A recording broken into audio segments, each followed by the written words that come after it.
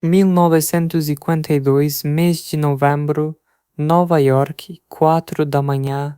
Todo mundo sabe que essa cidade nunca dorme, mas bem no meio da noite e da manhã, Nova York respira de um jeito diferente, fundo e pesado, como se tivesse vergonha de si mesma.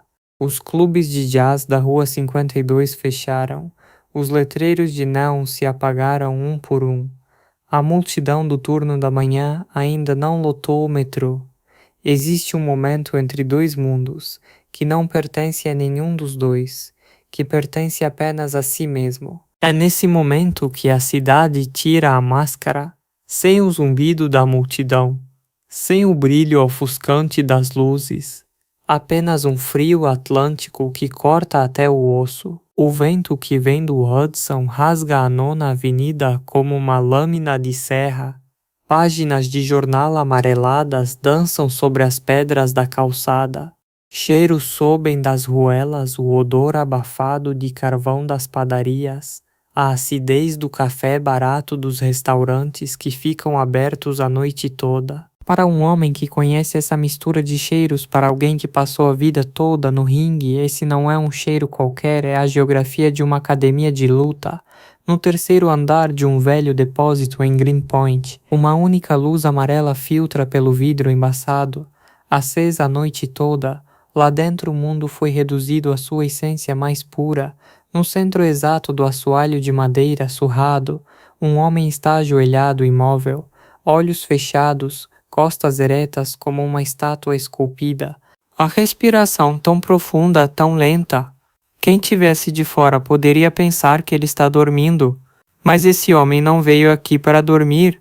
Veio para se esvaziar, para deixar o ego de lado, como faz toda manhã, o medo, o barulho do mundo, o cansaço de ontem e o peso de amanhã, para deixar tudo isso do lado de fora, um por um. Seu nome é Masutatsu Oyama, mas Oyama, para abreviar, apenas 29 anos. Um nome que emergiu das tradições de luta mais sombrias e exigentes do Japão.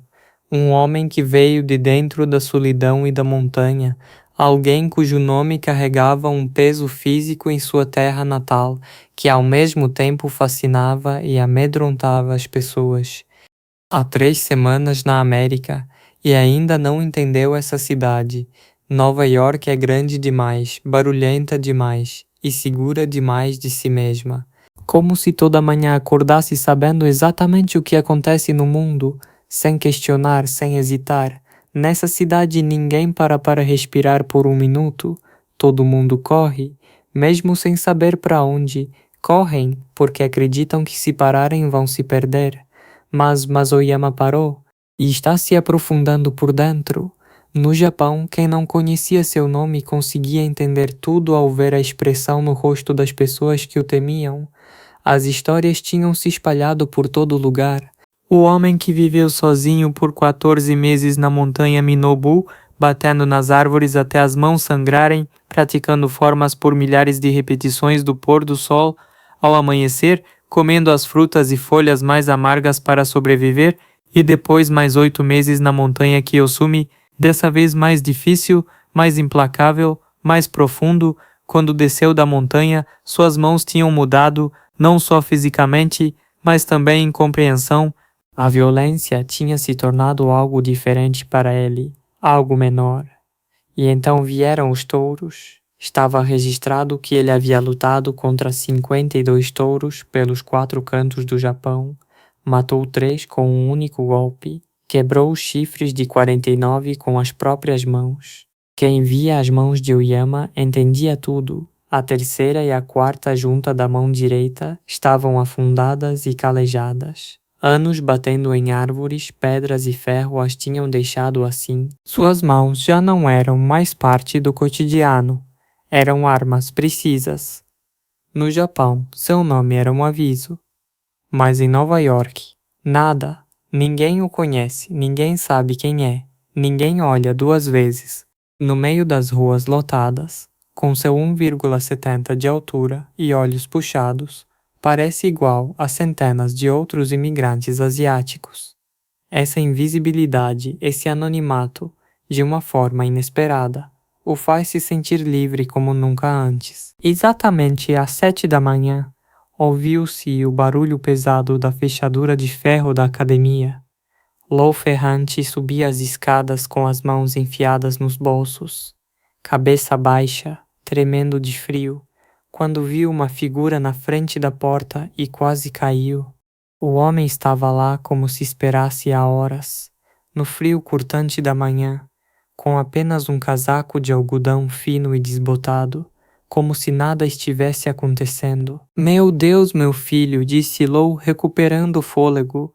Quando você chegou aqui, Oyama não sabia inglês o suficiente. O intérprete ainda não tinha chegado, mas pela expressão de Lou, entendeu a mensagem. O que você está fazendo aqui a essa hora? Oyama se curvou, uma saudação profunda, respeitosa, completamente japonesa, num depósito em Greenpoint, às 7 da manhã, um gesto completamente fora de lugar. Lou deu uma risada cansada, mas calorosa. Abriu a porta. As dobradiças rangeram como em protesto. E disse: Entra, você vai congelar. A academia do Lou era um templo dedicado a uma era perdida. As paredes cobertas de tinta amarelada e descascada. O piso de cortiça que havia absorvido o suor de 1000 guerreiros. Sacos pesados de couro pendurados do teto em fileiras. No canto, um ringue com cordas gastas, mas estrutura sólida. As paredes cheias de fotos emolduradas homens que haviam lutado nas filas debaixo do Madison Square Garden anos atrás, em busca de fama. Todo mundo que entrava nessa academia estava atrás de alguma coisa. Alguns dinheiro, alguns fama, alguns só para provar que existiam. Mas em todos havia a mesma coisa fundamental, uma fome profunda e corrosiva. Oyama parou na frente de um dos sacos pesados, não procurou bandagem nem luvas. Apenas olhou para as próprias mãos, depois para o saco, e começou. Das 7 até as 9, durante 2 horas inteiras, não havia nada além daquele saco para ele.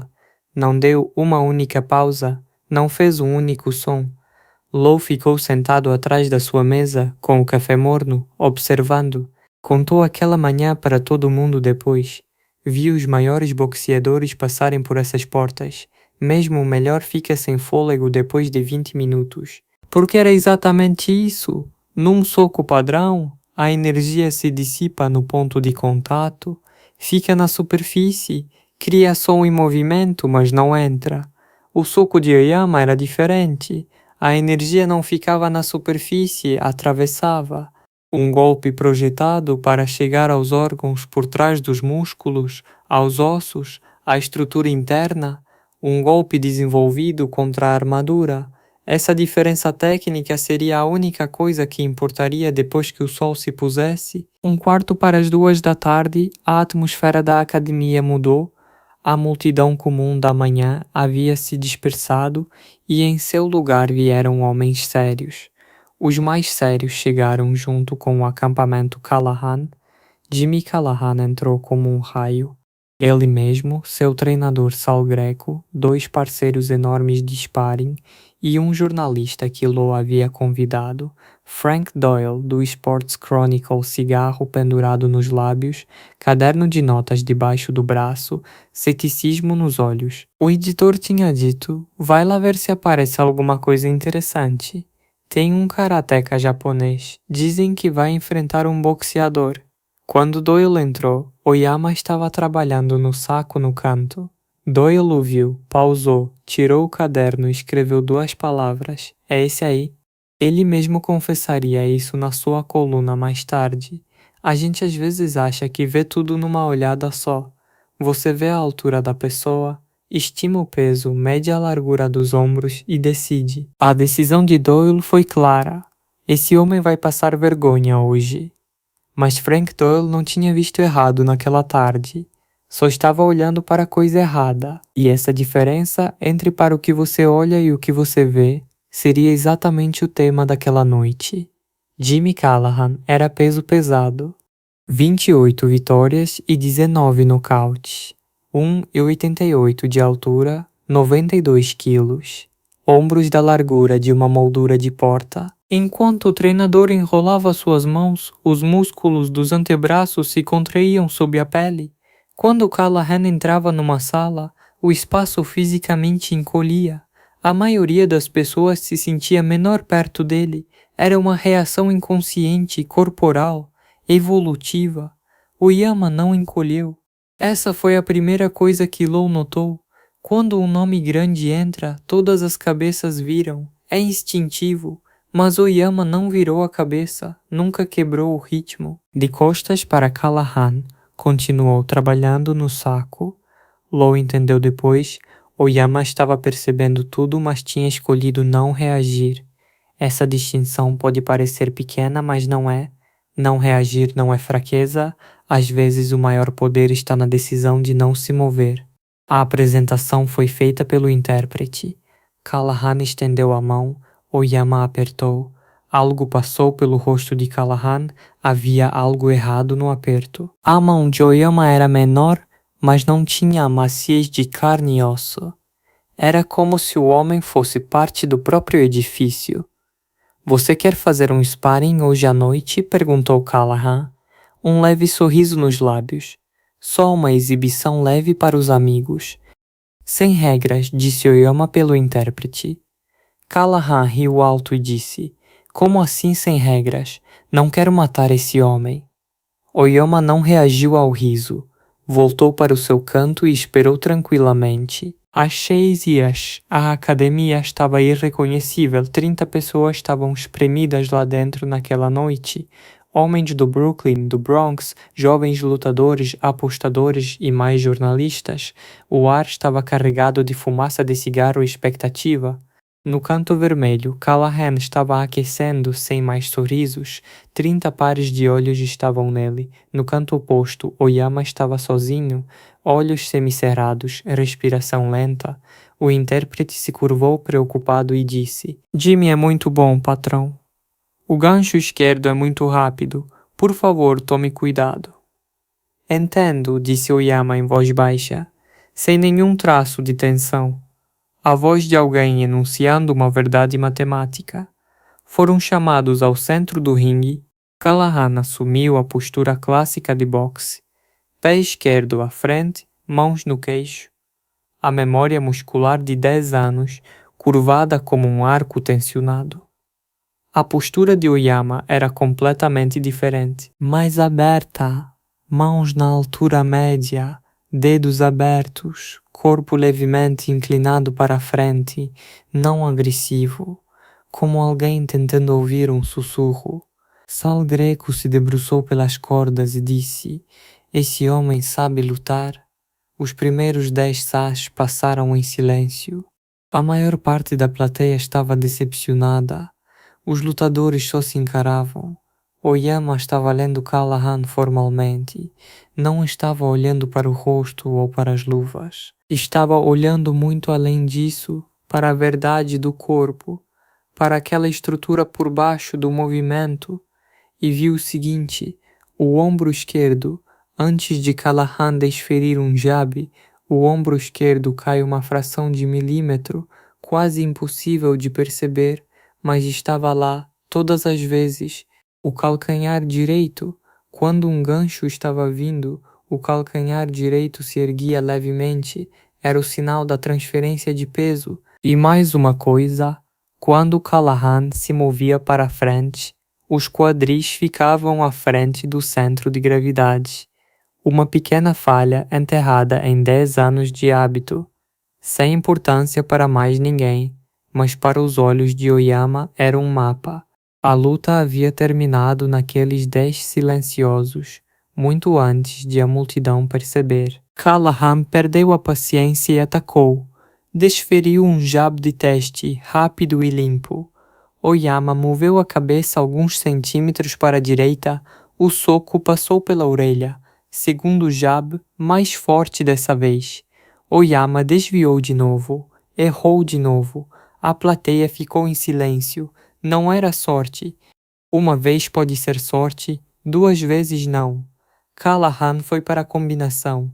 Esquerda, direita, esquerda, gancho direito, um atrás do outro, não para parar, mas para sufocar. No boxe, existem duas coisas que você faz contra isso: ou bloqueia ou recua.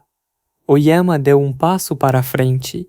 Entrou ainda mais perto do que o alcance total do braço do boxeador, naquela zona estreita onde o poder se anula.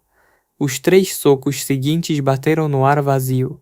Estavam peito a peito agora. Callahan não tinha espaço nenhum para a alavanca. Tentou empurrar para trás. Oyama se moveu com ele, não abandonou a distância. Sai de lá, Jimmy, se mexe, alguém gritou. Callahan se soltou. O rosto estava vermelho. Tomou uma decisão. O corpo. Gancho esquerdo nas costelas, com todo o peso, um golpe que dobraria uma pessoa normal ao meio. Oyama não saiu do lugar, apenas girou levemente os quadris. A força do soco escorregou pelo lado da cintura. Callahan não tinha acertado nada, mas tinha gastado tudo. Se inclinou para a frente, perdeu o equilíbrio. Oyama bateu? Não. Colocou a palma da mão na cintura de Callahan, gentil, quase educadamente, e redirecionou. Callahan se sentou no chão, não caiu, não foi empurrado, como se ele mesmo tivesse decidido.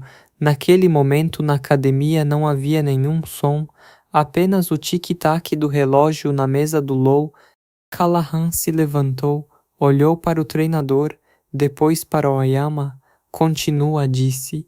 A voz tinha mudado, o sorriso tinha sumido, substituído por outra coisa. Callahan tirou tudo dessa vez, tudo que havia aprendido em 10 anos. A série da assinatura, 3 jabs, direto de direita, duplo gancho esquerdo, passo cruzado com armadilha, 19 nocautes tinham vindo dessa série. Oyama já tinha visto tudo, tinha visto a queda do ombro, tinha visto a rotação do quadril, tinha visto como o peso se transferia, passou pelos jabs, foi por baixo do direto de direita. Na armadilha, conduziu o braço de Callahan por cima do ombro com um toque leve como uma pluma. Em Myung-sa, Callahan tinha gastado tudo. De costas, lado direito exposto. Se Oyama quisesse, teria acabado ali. A têmpora estava aberta. A garganta estava aberta. Tudo estava aberto. Oyama deu um passo para trás. Baixou as mãos. Parou. Frank Doyle contou muito sobre aquela noite nos anos seguintes, mas sempre deixava esse momento para o final. Na sua coluna escreveu: olhei para o rosto de Callahan naquele momento. Não era medo, não consigo descrever exatamente, era como perceber alguma coisa. O rosto de um homem entendendo que os fantasmas são reais. Callahan começou a tirar as luvas, foi até o Oyama. Como você fez isso? O Oyama esperou o intérprete. Você manda a sua força para mim, disse. Mas eu não recebo, só abro a porta. Digo para a sua força onde ir. Força não tem a ver com quanto você tem a ver com quanto você entende. Callahan balançou a cabeça. Por que você não bateu? A oportunidade estava lá. A luta já tinha terminado, disse Oyama. Não vim aqui para quebrar seu queixo. Vim para ser compreendido. Se eu tivesse batido, você teria sentido dor. Não bati, você sentiu a verdade. Qual dos dois é mais poderoso? Enquanto a academia esvaziava, Eddie Marques estava parado no canto. 19 anos, do Bronx. Não carregava aquela arrogância que os outros carregavam. Olhou para Oyama com curiosidade, em silêncio. Sensei, como você soube do gancho esquerdo? Como entendeu que ele ia jogar? Por que você quer saber? Quero ser forte, que ninguém possa me machucar. Quero vencer. Oyama sorriu. Era um sorriso cansado, de quem já viu muita coisa. Eu queria a mesma coisa uma vez. Subi a montanha para me tornar o homem mais forte do Japão. Bati em árvores até as mãos sangrarem. Lutei até os ossos quebrarem. Achava que força era a capacidade de destruir. Parou. Mas depois de 18 meses sozinho, entendi, se sua força vem de vencer outras pessoas, você está preso a elas. Precisa delas para provar que é forte. Isso não é força, é dependência. Ed não disse nada. Tava pensando. A verdade é estar completo sozinho, vencer sem lutar porque você já entendeu o resultado antes mesmo de começar. Esta noite não precisei bater no Jimmy, sabia que podia. Quando você sabe disso, o soco se torna desnecessário. Você entende? Acho que entendo, disse Ed em voz baixa. Venha amanhã de manhã às 9. Não vou te ensinar a socar, vou te ensinar a ver. Na manhã seguinte, Ed trouxe mais 4 pessoas. Não vieram para aulas de boxe. Estavam procurando a explicação daquela noite, a explicação daquela parada, daquele toque com a mão, daquele silêncio. Oyama os dividiu em 2, os colocou um de frente para o outro. Não se movam, só olhem, não para o rosto. Além disso, olhem para o equilíbrio, para a tensão, para o medo. Ficaram assim por um H. Ed disse depois que foi a coisa mais difícil que já fez na vida. Só ficar de pé, só olhar. Depois de 45 min, os braços tinham começado a tremer de tanto olhar. A maioria das pessoas olha, disse Oyama. Poucas pessoas veem, o corpo é uma arma, mas se o olho é cego, a arma não tem sentido. Força direcionada sempre vence força cega. Naquela semana já eram 12 pessoas. No terceiro dia, Kalahani também veio, não para lutar, sentou no canto e ouviu. O homem com 28 vitórias sentou no assoalho de madeira como um aluno e ouviu. Março de 1953, o navio partiu de São Francisco. O Yama estava de pé no convés, a costa estava desaparecendo na névoa. Voltava para o Japão. Ia fundar o Kyokushin, a verdade última, o estilo de karatê mais duro do mundo, o treinamento mais implacável. Mas por baixo de tudo isso, em sua essência não havia violência, havia visão. Pensou na montanha, na escuridão do Minobu, nas árvores que bateu até as mãos sangrarem, na caverna onde ficou sozinho nas noites. Naquele tempo achava que força era a capacidade de destruir. Estava errado. O que ganhou naquela montanha não foi o soco, foi a visão. A verdadeira força é invisível. Não está dentro de um soco, não está no tamanho de um corpo. Está dentro daqueles 10 Cs, naqueles 10 S's em que observou o ombro de Callahan, percebeu o calcanhar, leu tudo, antes da luta começar. Bater em Callahan era fácil. Não bater era difícil. Porque para não bater você precisava saber de uma coisa que já havia vencido. E para saber isso, primeiro precisava ter visto 4 da manhã. Terceiro andar de um depósito, uma única luz amarela. Lá dentro, um homem ajoelhado. Olhos fechados, respiração profunda. O mundo lá fora está correndo. Ele está se aprofundando por dentro. Onde fica a sua montanha? O que é rígido quebra. O que é flexível dobra. Mas quem entende, quem realmente vê nunca acaba.